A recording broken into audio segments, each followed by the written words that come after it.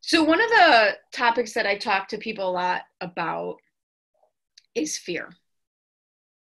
And I can only imagine, because we talk about the spiral of doom and making sure you're on track. And the way that I break that all down is that really is all fear-based, because your mind, your subconscious, is trying to save you from doing something else that's scary. So I make my life real easy and just call that all fear. Anything that stopped me from doing what I said I wanted to do, I just call it fear.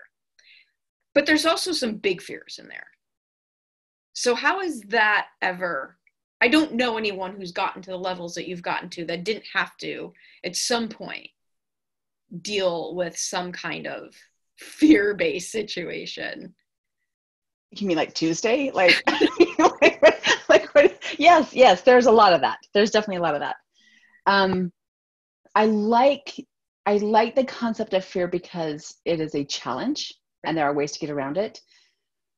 But the really big fears, there was a jumping from corporate, because I was not necessarily the breadwinner, but everything I had was like my insurance, all my benefits were attached to my salary, not my husband's.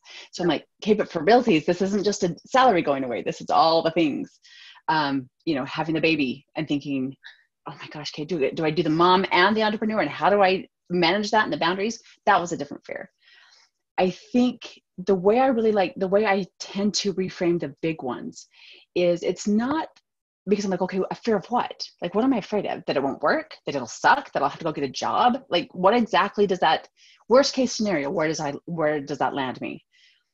But the way I like to reframe it is, I'm not afraid of doing it. I'm too attached to the results. I am so attached to the outcome that I can't not do it.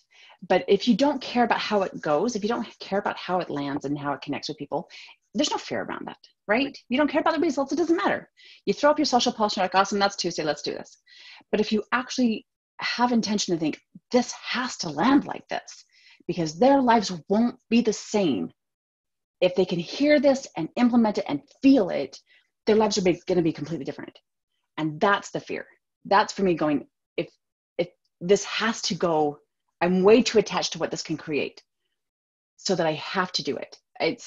It's just that a little bit of reframing, thinking, well, I'm not afraid it won't land. I mean, think about any entrepreneur out there. You know your stuff. Like, you're good. You have your holes, and we aren't all marketing experts, so sometimes marketing is that hole. But you know your stuff. So really saying it's not going to work, well, what does that mean? Generally, especially for entrepreneurs, that means that their clients won't respond, won't hear it, won't implement it, won't get the results, won't get the impact that they really want. That's what that fear is. And I think, for me at least, reframing it in that way, it makes me go, I can't not do this.